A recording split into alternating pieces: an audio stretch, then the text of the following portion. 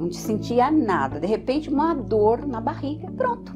Foi detectado um tumor. Desesperada, liguei a rádio lá, não sei como, nem porquê, a rádio estava lá na Boa Nova e estava falando.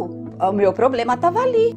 Não pode de forma nenhuma a rádio, essa TV, Mundo Maior, terminar.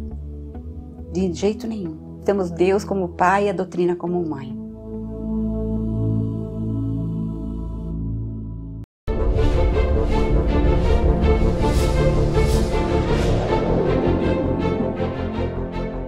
Estamos de volta com a segunda parte do nosso programa, falando a respeito dos livros da Bíblia, seus autores, sua composição, a pedido da nossa querida irmã Elsa, que ela é de São Paulo, se eu não me engano, não, é de Teófilo Otoni, né?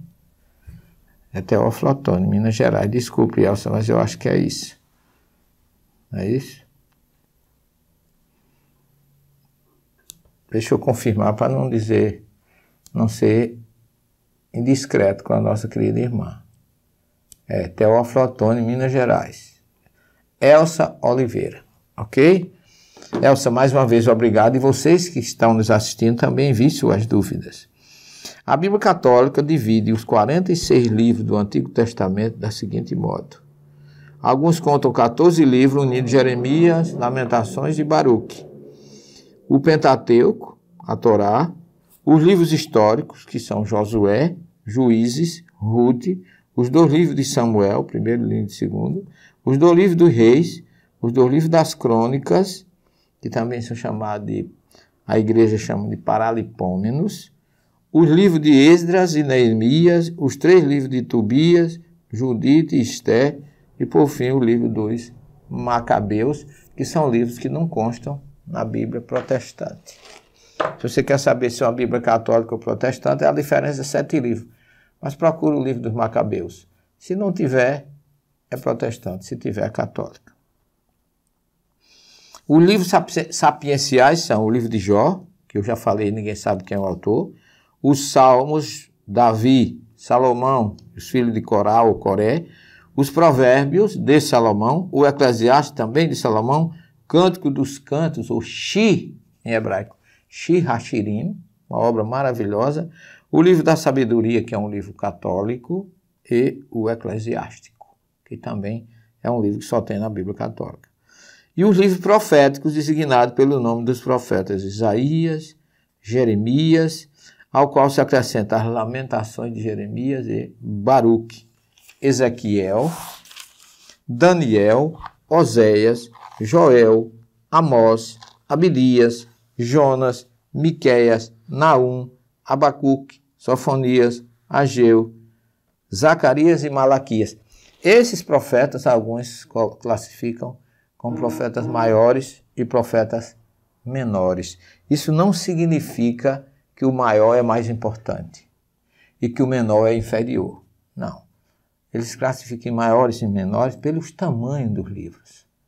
Aqueles que são chamados profetas menores, seus livros são mais curtos, mas eles são tão importantes como os profetas maiores. Outros classificam em profetas pré-exílicos, exílicos e pós-exílicos, contando aí o exílio do Reino do Norte e também do Reino do Sul, dos assírios e dos babilônios. Um para a Samaria, os exílios da Samaria ou do Reino do Norte de Israel, e o outro para os reinos do Sul, Judá. Então, essa é outra classificação que se dá para esses profetas. Mas os autores dos livros dos profetas, também, minha querida Elsa, ninguém sabe quem são. Você observe que não é tão simples a história da Bíblia como muita gente imagina. Tem detalhes que muitos desconhecem. E até aqui eu só falei da primeira revelação, ou, como muitos chamam, o Velho Testamento. E o Novo Testamento, ele passou também, para ter se firmar como 27 livros, por estágios diferentes. O livro já chegou a ser 22, depois passou a 29, que era os 20, depois do Concílio de Nicéia, 325, se estabeleceu 27 livros. Os 29 era 27, era poeta, era o livro de Hermas e o livro de a carta de Paulo a Barnabé. Então nós tínhamos 29 livros que compunham o Novo Testamento. Depois de todas essas mudanças ficaram 27. O livro mais antigo do Novo Testamento ainda são as cartas de Paulo, começando pela carta aos Tessalonicenses, que ele escreveu em Éfeso, que é considerada a carta mais antiga, ou o texto mais antigo da Bíblia. Curiosamente, a gente vê que Paulo pouco fala em evangelho nas suas obras, nas suas cartas, porque quando ele escreveu, não existia ainda os evangelhos. Os evangelhos começaram com Marcos, quando ele viajava para a sua primeira viagem pela Galácia, e depois de passar pela ilha de Chipre, quando ele entra a Perge, aí Marcos decide voltar, o que causou uma grande tristeza em Paulo, até um desentendimento dele com Barnabé, mas Marcos volta e aí tem a ideia, junto com as anotações de Pedro, de escrever o primeiro evangelho. Então veja que a história da constituição da Bíblia é bem interessante e bem diferente. Então nós temos os 27 livros distribuídos, 5 livros históricos: Mateus, Marcos, Lucas, João e o livro de Atos, que esse sim foi escrito por Lucas. Não tem autoria. Segundo Mateus, segundo Marcos, segundo Lucas, segundo João, mas Lucas escreveu não só o seu evangelho, maravilhoso evangelho, como também o livro de Atos dos Apóstolos. Esses são considerados os 5 livros históricos. E 21 cartas dos apóstolos, das quais Paulo escreveu 14. Há quem diga que foi 13, que a carta de Paulo aos Hebreus não é de sua autoria. Então você vai encontrar muitas controvérsias teológicas em torno dessas obras e desses livros. Mas você tem as cartas de Paulo, você tem primeiro aos Romanos, 1 carta, 2 aos Coríntios, 1 aos Gálatas, 1 aos Efésios, 1 aos Filipenses, 1 aos Colossenses, 2 aos Tessalonicenses, olha que foram as primeiras, 2 a Timóteo, 1 a Tito, 1 a Filemon e 1 aos Hebreus. Essas são cartas, 14 primeiras cartas atribuídas a Paulo. As outras cartas que são consideradas cartas apostólicas, que são a de Tiago, irmão de Jesus, 2 de Pedro, 3 de João, o evangelista, e 1 de Judas.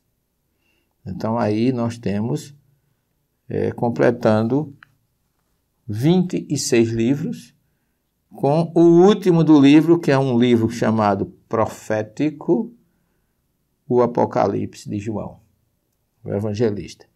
As duas coleções, da primeira e da segunda revelação, elas formam o que nós conhecemos com o nome grego de Bíblia e nome hebraico de Tanar.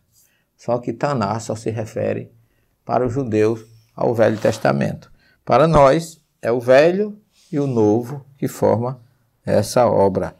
A obra, o Tanar, existiu inicialmente em hebraico, depois foi passado para o grego com a versão dos 70, e a Bíblia, como nós temos hoje, foi construída e organizada por São Jerônimo, que passou 20 anos traduzindo a Bíblia lá em Belém, lá num quarto, onde nós estivemos lá agora faz pouco tempo, onde ele escreveu a considerada Vulgata, que é a Bíblia em latim.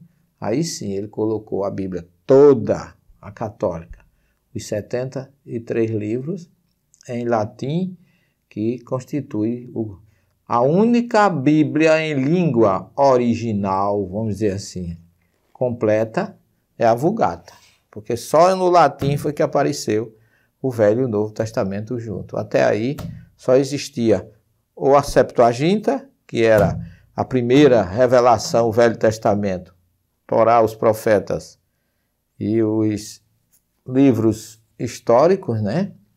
Os escritos, que eram em grego, hebraico e grego.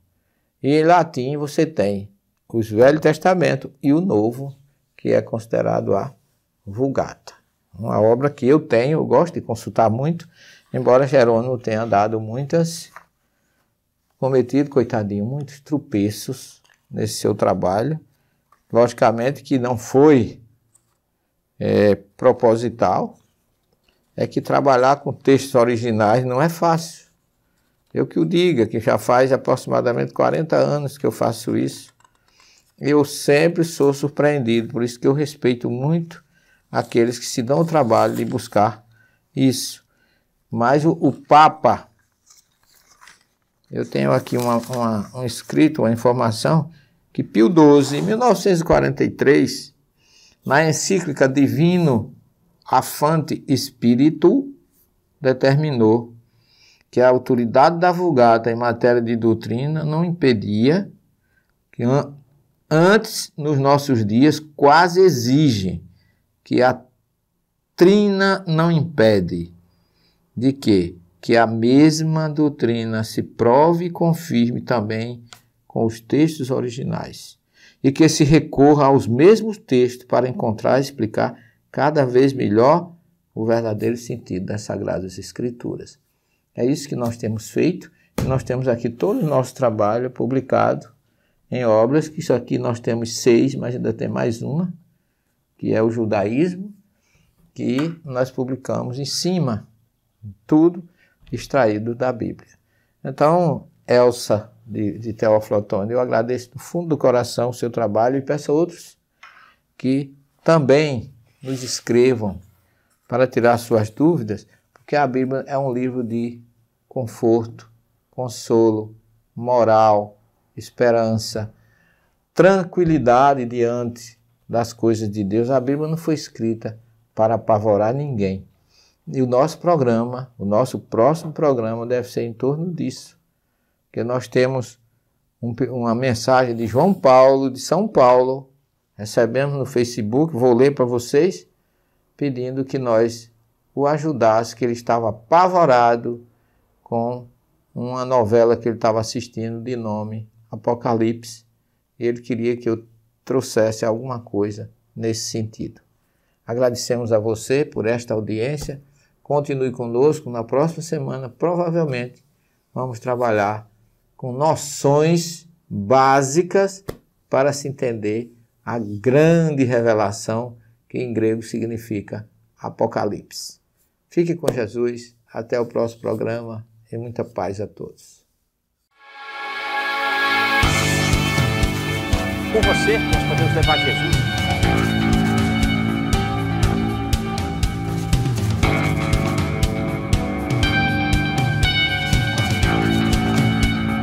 Invista neste canal. Invista em um mundo melhor.